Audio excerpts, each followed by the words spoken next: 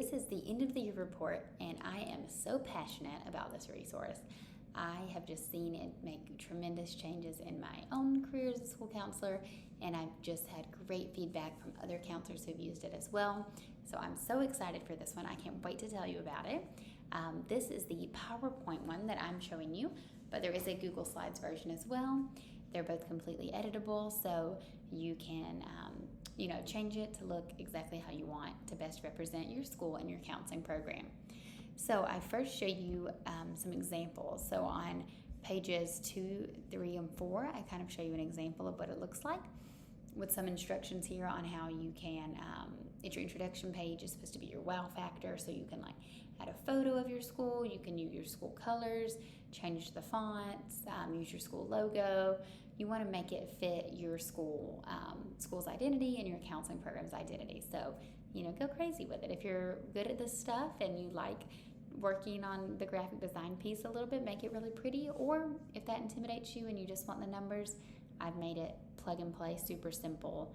You don't have to change anything. So it's as editable or as not editable as you want it to be. Okay, then I go ahead and point out the other pages, just kind of doing an explanation so you can see exactly what to do, but I'm going to walk you through them page by page. So here's that front page.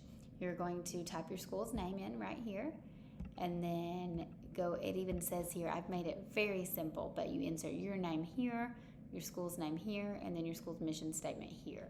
So that's the plug and play option if you want to keep it very simple. Or you can write 2 paragraphs up here that are, you can erase what I wrote and then write whatever you would like to. So I've seen people do it both ways. Both turn out very nice.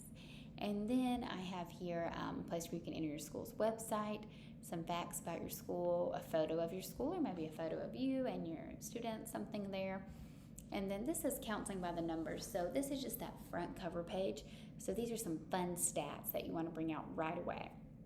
So maybe the number of kids that you're seeing weekly, the number of groups that you led, the number of lessons that you taught, just these wow factor numbers. So remember, the purpose of this report is that you're going to share it with your team. So you're going to share this with your principal, your admin.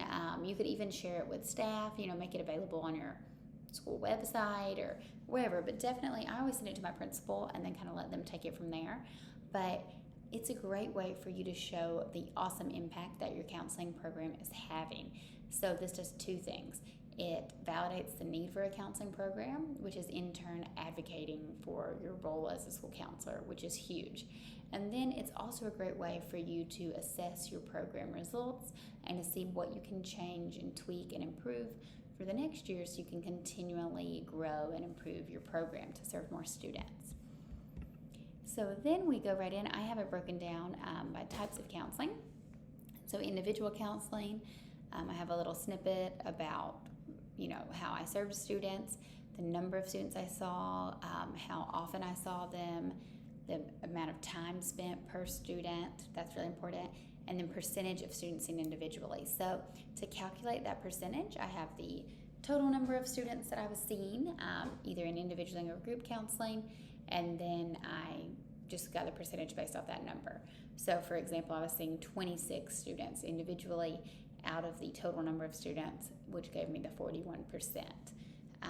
I didn't include, in this total number of students, I didn't include class lessons, because remember, your class lessons you're giving to every student. So that's kind of implying that every student's on your caseload, which isn't really true. So it's just individual or group counseling is how I got that number. And then I even have referral data, so who I got the referrals from. So this is interesting to see as well. And then same thing with small groups, and I have the number of students who were seen, the total number of groups, and then the other percentage, which is the 59 to add that 41.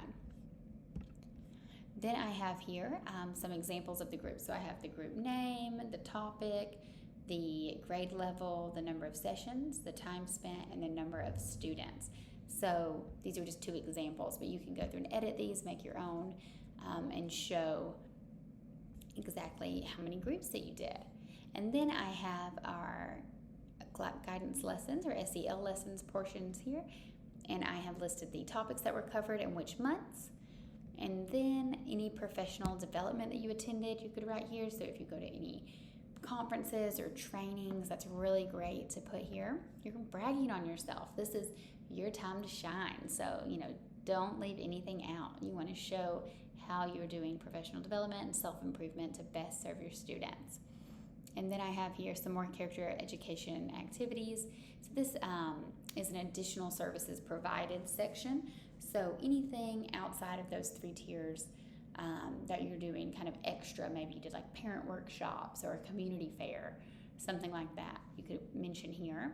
And then meetings. So I even wrote meetings that I attended. So types of meetings and the number. So this is really important. I even have here the hours, approximate time spent 82 hours. And that's really interesting for your admin to see, for better or for worse. Maybe they're like, wow, she's in too many meetings. We need her doing more, one-on-one counseling, which is great. Or maybe they're just seeing how you've, made such a difference by collaborating with your team and really showing up for your kids and advocating for them through these meetings. So again, you can go through and simply change the numbers to represent your own stats. If you want like a simple professional baseline end of the year report to share with your team, or you can go crazy and, really customize it to fit your needs. So I love the variety and flexibility of this resource.